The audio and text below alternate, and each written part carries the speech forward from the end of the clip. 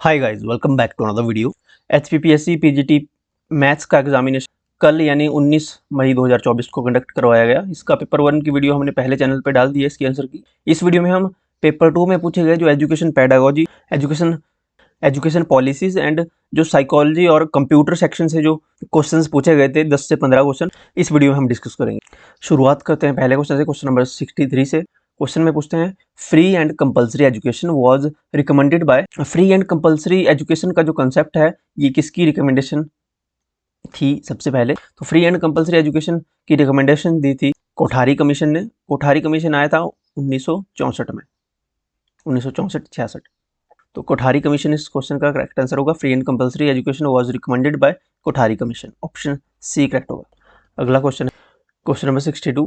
Education was brought in concurrent list according to which amendment of constitution.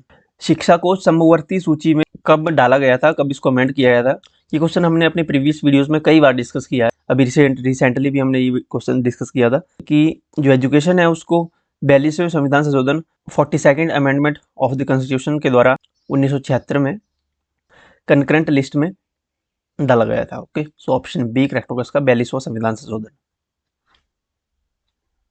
अगला question है question number 61। The ultimate purpose of Gandhian education is the. Gandhian education का जो ultimate purpose था, ultimate purpose क्या था Gandhian education का? Creation of classless society, development of human and awakened society, या promotion of human. जो ultimate purpose था Gandhian education का वो था promotion of human beings, option C उस क्वेश्चन का करेक्ट होगा। देखिए मैक्सिमम क्वेश्चन जो थे वो यूजीसी नेट एजुकेशन से डाले गए थे। ओके, यूजीसी नेट का जो एजुकेशन का यूजीसी नेट होता है वहां से ये क्वेश्चन ड्राइव किए गए थे। ओके, नेक्स्ट क्वेश्चन है question number 64। Which committee was set up by government in government of India in 1990 to review the implementation of national policy on education 1986। National policy on education 1986 की implementation को review करने के लिए जो government of India ने committee set की थी उसका नाम था राममूर्ति कमेटी। राममूर्ति कमेटी 1990 में स्थापित की गई थी, ऑप्शन ए करेक्ट होगा, राममूर्ति कमेटी। नेक्स्ट क्वेश्चन है question number 65। Which is the first school for child education? ये क्वेश्चन पीजीटी कॉमर्स में भी पूछा गया था। अभी जो 12 तारीख को पीजीटी कॉमर्स का एग्जाम हुआ, तो अगर आपको पेपर 2 में अच्छा स्कोर करना है आप इस पार्ट को स्किप नहीं कर सकते। एजुकेशन पॉलिसी यहाँ पे फ्री के मार्क्स हैं, बिल्कुल बेसिक लेवल के क्वेश्चंस पूछे जा रहे हैं और रिपीटेड क्वेश्चन पूछे जा रहे हैं। जो पीजीटी मैथ्स में पूछे गए हैं ये अब अगले पीजीटी के एग्जाम में पूछे जाएंगे। डेफिनेटली 2 से 3 क्वेश्चन यहाँ से आएंगे और इसके ही रिलेटेड आएंगे, तो इस पार्ट को अच्छे से तैयार करें। इस क्वेश्चन का होगा कि which is the first school for the child education, तो फर्स्ट स्कूल होता है बच्चे का उसकी family. Okay, option C correct होगा, फैमिली। अगला क्वेश्चन है question number 66। Which committee was appointed to suggest improvement in the university education system? University education system को इम्प्रूव करने के सुझाव देने की समिति नियुक्त की गई थी। उस समिति का नाम क्या था?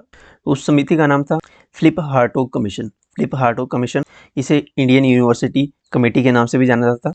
हार्टोग कमीशन आया 1829 में, 1829 में आया था Hartog Commission, option B correct होगा। ऑप्शन में सैंडलर कमीशन है, सैंडलर कमीशन 1917 में आया था। क्वेश्चन नंबर 66 का करेक्ट आंसर होगा ऑप्शन बी, हार्टोग कमीशन। अगला क्वेश्चन है question number 67। Exchange of ideas between 2 और मोर पर्सन्स इज। ये क्वेश्चन पीजीटी कॉमर्स में पूछा गया था। The exchange of ideas between 2 और more persons is called communication, option C correct होगा, कम्युनिकेशन। नेक्स्ट क्वेश्चन है question number 68। You are training in the public speaking and debate. Which of the following characteristics can you not expect to develop? Concept, control over emotion, using language creatively, या voice modulation. When you are training in public speaking and debate, you can develop concept, you can develop your voice modulation, but control over emotion you can't develop in your training. Okay, option B correct होगा, control over emotions. अगला question है question number 69। Which of the following is the incorrect pair? तो यहाँ पे एक तरफ यहाँ पे इनकी थ्योरीज दी गई है और दूसरी साइड इनका नेम दिए गए हैं। तो टॉलमैन ने दी थी साइन थ्योरी ऑफ लर्निंग, बिल्कुल करेक्ट है।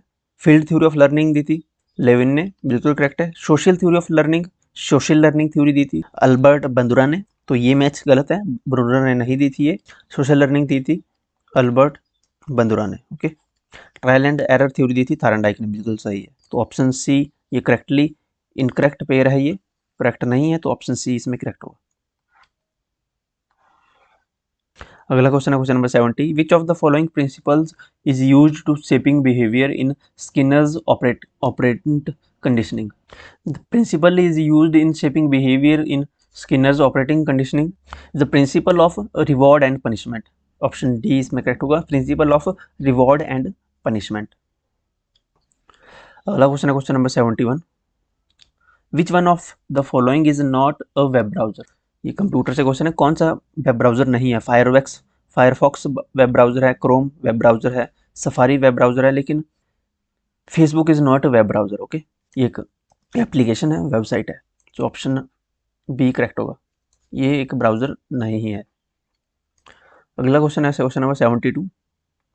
क्वेश्चन नंबर 72 में है Swayam is a portal for improving access to high quality education, बिल्कुल सही है। और दूसरा है telecasting high quality education content free of charge, तो ये भी बिल्कुल सही है। तो दोनों ऑप्शन सही है, both B and C, option number D correct होगा।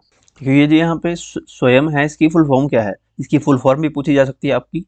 तो स्वयं की full form study webs of active learning for young aspiring minds. Okay, Swayam की फुल फॉर्म। स्वयं ये पोर्टल लॉन्च हुआ था 9 जुलाई 2017। अगला क्वेश्चन है question number 73, government has approved the Swayam Prabha project for operationalizing how many DTH TV channel? जब स्वयं प्रभा ये 2017 में लॉन्च हुआ था ये प्रोजेक्ट, तो उस समय इसमें 32 टीवी चैनल थे। ओके, 32, ऑप्शन ए करेक्ट होगा, 32 उस समय थे, अब 40 हो गई है चैनल्स की संख्या। ओके, ऑप्शन यहाँ पे ए करेक्ट होगा, 32। क्वेश्चन नंबर 74 कंप्यूटर से क्वेश्चन है, RAM is placed on, RAM को कहाँ स्थापित किया जाता है? तो रैम को स्थापित किया जाता है मदरबोर्ड में, ऑप्शन सी करेक्ट होगा, मदरबोर्ड। रैम की अगर बात करें तो रैम एक वोलेटाइल मेमोरी है, वोलेटाइल मेमोरी है ये, यानी टेम्पररी मेमोरी है, ये थोड़े समय तक रहती है। नेक्स्ट क्वेश्चन है question number 75, which of the following committee was required exclusively to address teacher education of India? So Justice Verma committee was required exclusively to address teacher education of India. Okay, so Justice Verma committee, option B इसमें correct होना है, Justice Verma committee।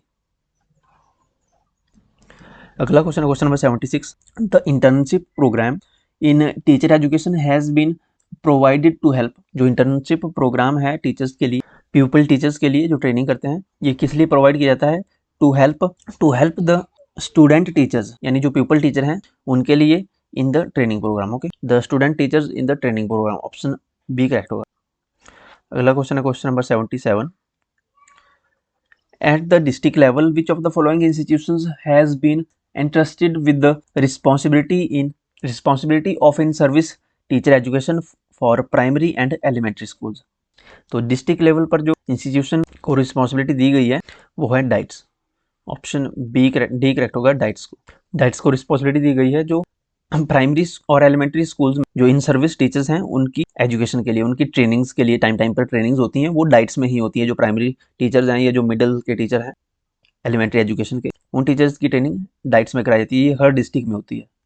अगला question है question number 78, broad functions of SCERT are, so broad functions of SCERT are to development of curriculum, text books, training, research and innovation. ये SCERT का मुख्य काम होते हैं, मेनली फंक्शन होते हैं कि सिलेबस को, पाठ्यक्रम को निर्धारित करना, पुस्तकों को बनाना, उनका सिलेबस डिफाइन करना, ट्रेनिंग, रिसर्च और इनोवेशन, ये काम होता है SCERT का। SCERT की स्थापना हुई थी मई 1988 को। ये हर स्टेट की अपनी अपनी SCERT होती है। ओके, SCERT की फुल फॉर्म होती है state council of education research and training, state council of education research and training. Himachal Pradesh में जो SCERT है वो है सोलन में। सो इस क्वेश्चन का करेक्ट आंसर होगा ऑप्शन नंबर डी। अगला क्वेश्चन है question number 79, which of the following institutions is directly responsible for the professional growth of the school teachers in India. कौन सा इंस्टीट्यूशन डायरेक्टली रिस्पॉन्सिबल है for the professional growth of education school teachers in India? तो ये responsibility है NCERT की, national council of education research and training, NCERT. NCERT एक autonomous organisation है और इसकी स्थापना 1961 में की गई थी। ओके, एनसीईआरटी का जो ऑफिस है वो भारत में न्यू दिल्ली में है, न्यू दिल्ली में। लास्ट क्वेश्चन है इस वीडियो का, question number 80, Sarva Shiksha Abhiyan adopted which of the following. Sarva Shiksha Abhiyan ने कौन सी पॉलिसी अडॉप्ट की थी? सर्व शिक्षा अभियान ने जो पॉलिसी अडॉप्ट की थी वो की थी zero rejection policy. Zero rejection policy Sarva Shiksha Abhiyan के द्वारा अडॉप्ट की गई थी। ऑप्शन नंबर बी करेक्ट होगा। Okay, so that's it. Channel को सब्सक्राइब करें और वीडियो को लाइक करें अगर आपको वीडियो हेल्पफुल लगी हो। अगर आपको इस क्वेश्चन पेपर की पीडीएफ चाहिए तो आपको टेलीग्राम पे मिलेगी। टेलीग्राम का लिंक आपको डिस्क्रिप्शन में मिलेगा। वीडियो टेलीग्राम ज्वाइन कर लीजिए और साथ में आप व्हाट्सएप चैनल भी ज्वाइन कर सकते हो, इसका लिंक भी आपको डिस्क्रिप्शन में मिलेगा। Thank you so much.